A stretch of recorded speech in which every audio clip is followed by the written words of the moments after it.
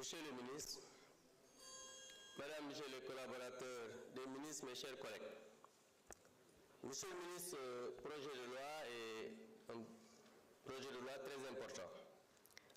Parce qu'en 2018, le 12 décembre exactement, on a adopté ici le projet de loi portant code de la cybersécurité au Sénégal.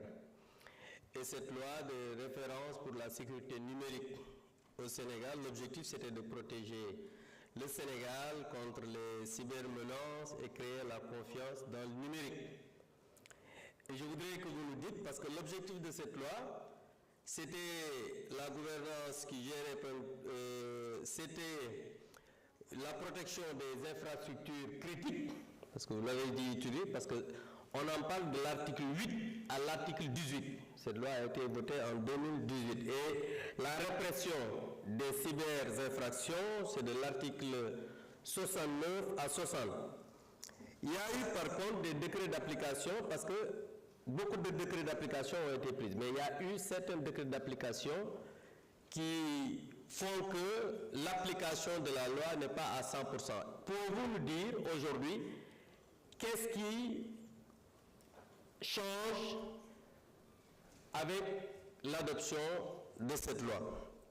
Parce que je considère que l'apport de l'enquête numérique est très importante. Je ne vois pas la prise en charge dans cette loi, alors que dans cette loi de 2018, de 44 à 68, on parle de l'enquête numérique et des preuves. Maintenant, toujours au niveau de cette loi, la coopération internationale aussi est bien prise en charge au niveau de cette loi. Est-ce que c'est le cas ici?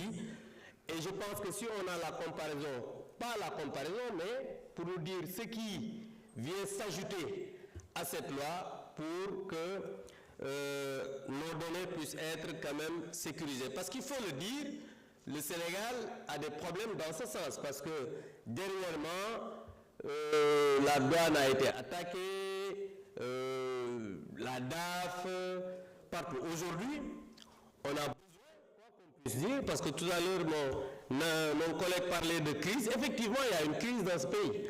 Parce que quand des anciens premiers ministres se permettent d'utiliser des fonds destinés à la Casamance pour des raisons politiques, ce pays est en danger.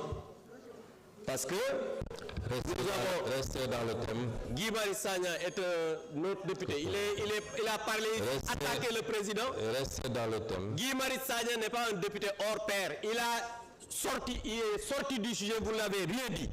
Donc je dis bien que dans ce pays, il faudrait qu'on comprenne que nous avons un pays en danger. Restez dans le thème. Parce que, comme je vous l'ai dit, vous quittez le pupitre. Restez dans le thème ou vous quittez le pupitre. Je dis je ne souhaiterais pas que vous le quittiez de la même manière que la dernière fois.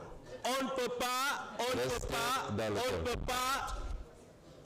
je dis bien qu'on ne peut pas détourner nos fonds publics, venir à l'Assemblée nationale se réfugier, les gens le diront.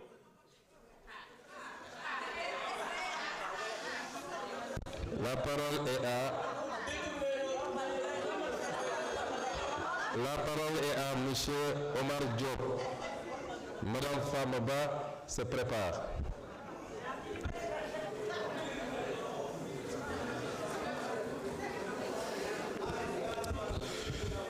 أعوذ بالله من الشيطان الرجيم بسم الله الرحمن الرحيم اللهم صل وسلم وبارك على سيدنا ونبينا محمد.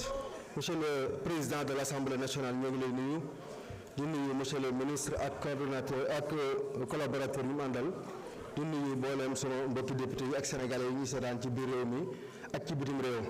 Monsieur le Président, je vais rester dans le thème waaye dafa am benn waykat bu ñàkk bayre te li ko yóbbu lépp mooy bañ Ousmane Sonko day wax ne koo xam ne sa baayam man baayam doon nga yaa ko man waaye ku duma sa kilifa